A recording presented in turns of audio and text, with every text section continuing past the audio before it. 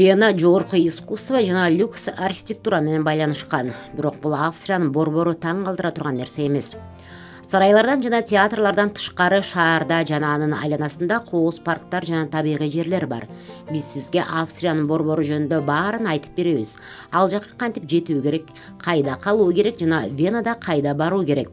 Сапарыңыз узак убакытка эсте калаарлык болсун. Австриянын борбору аристократиясы жана музыкалуулугу менен көптөгөн туристтерди өзүнө тартат. Вена архитектурасынын аркасында көбүнчө Париж менен салыштырылат. Бул жердеги атмосфера көлөкөлүү бульварлар менен жайбаркат сейилдөө жана Вена кофесинин астында кафелерде чексиз отуруу үчүн ыңгайлуу. Бирок бульварлардан, кофеден жана даамдуу кондитердик азыктардан тышкары Венада сиз сөзсүз баштан өткөрүшүңүз керек болгон көптөгөн көңүл ачуулар бар.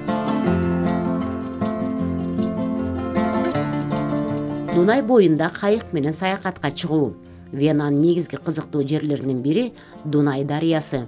Бул Европа биримдигиндеги эң узун дарыялардын бири болуп эсептелет. Сизди бир күндүк же кечки круизге чыгууга жана Вена жээгинде кичинекей укмуштуу окуяларга барууга чакырабыз.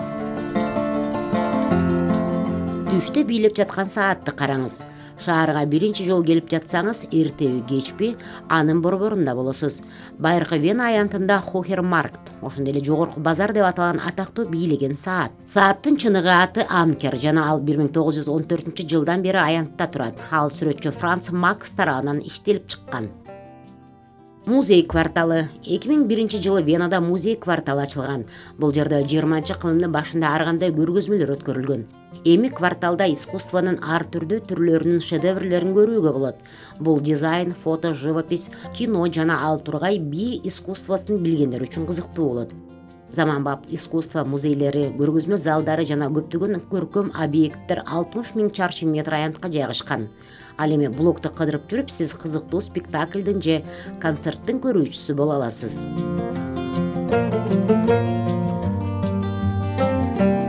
Белведер сарайына барыңыз.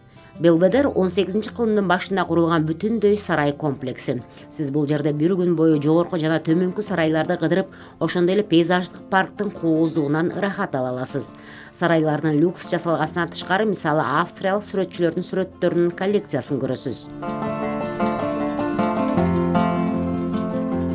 Хофбургка барыңыз. Ошондой эле Венада 1804-жылдан 1918-жылга чейин Австрия императорлорунун резиденциясы болгон Хофбург сарайы бар. Анын аймагында бири-бирине окшош эмес 19 сарай жайгашкан. Чындыгында бул сарайлар ар кайсы мезгилде курулган жана ар түрдүү архитектуралык стилде жасалган. Ичинде сиз люкс интерьерлерди, көптөгөн алтын вазаларды, кенен залдарды жана бөлмөлөрдү таба аласыз. Сиз резиденциянын аймагын кыдырып электен болбостон, императордук палаталарды карап, атүгүл эң атактуу австриялык императрица Элизабет Бавариянын бөлмөлөрүнө да кирсеңиз болот. Шаардан алыс эмес жерде көптөгөн кооз жерлер бар. Алардын ичинен өзгөчө Вена токойлору өзгөчөлөнүп турат. Бул жерди туристтер гана эмес, жергиликтүү тургундар да жакшы көрүшөт. Вена ЮНЕСКОнун коргуна жакын жайгашкандыгы менен өзгөчөлөнөт. Бул жерде өсүмдүктөрдүн, жаныбарлардын 2000ге жакын түрү жана канаттуулардын 150дөй түрү жашайт.